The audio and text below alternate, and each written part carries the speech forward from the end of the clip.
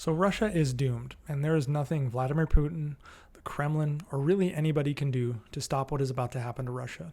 A few weeks ago, Russia released its birth rate numbers for the first half of 2024, and Kremlin spokesperson Dmitry Peskov lamented how low they had gotten.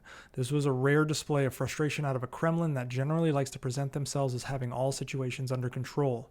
Russia's population is currently 143 million. It will never be higher. In fact, it is 5 million lower now than it was 30 years ago, and this decline will continue for at least 75 years until they stabilize sometime after the year 2100. And Russia's decline rate was originally based on the assumption of them maintaining 1.5 births per woman for the next few decades. Now, side note, to merely maintain a population, a country must maintain 2.1 births per woman. Russia, in the first half of 2024, hit 1.4 births per woman, lower than what was anticipated.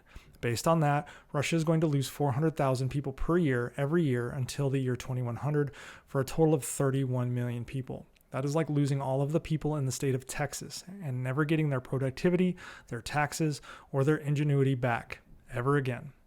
And this number, where in the year 2100 Russia's population is merely 112 million, this assumes they stop the war in Ukraine right now and don't start any future wars. But it gets worse. Russia's retirement age is 65 for men and 60 for women. So just for average's sake, we'll call it 63. As of right now, 20% of Russia's population is over 63. In 10 years, that number will grow to 28%. It will be those that are in the 16 to 62 working age group that will support those elderly, but also they will be supporting children, which makes up 17%. So to put it plainly, in 2035, out of 100 Russians, 55 will be working, and their income and taxes will go to support the other 45, whether it is the 17 children or the 28 elderly. Now, side note number 2 here, the people Putin is content on getting killed in the war in Ukraine is actually that 16 to 62 population. So throw that into the non-working populace pile, who will need support from the working populace. It'll be about 500,000 wounded soldiers. And again, that is if the war ended right now. This also assumes a perfect populace where everyone is productive. Problem is, 15% of 16 to 62-year-olds in Russia are drug and alcohol abusers. 1% of Russians are HIV positive, and their outlook is much worse than Western nations. In the US, HIV is less than half of that at 0.4%, but with better healthcare, so HIV positive Americans can remain more productive longer into their lives. So given all of this, Russia faces a one worker supporting more than one elderly/child in 2035. And this assumes there are no stay-at-home moms or stay-at-home dads. This assumes there are no full-time students. This assumes that unemployment is 0%. And even so, every single worker Russia will support at least one non-working Russia full-time. This is called the dependency ratio. And when that ratio drops below 50%, as it will in Russia, it is disaster.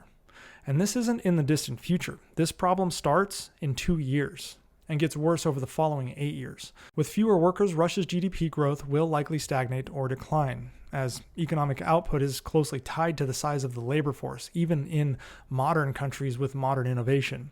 It's no surprise that in 2035, the top 3 economies in the world will also be the top 3 populations. And yes, the US will still be number 1.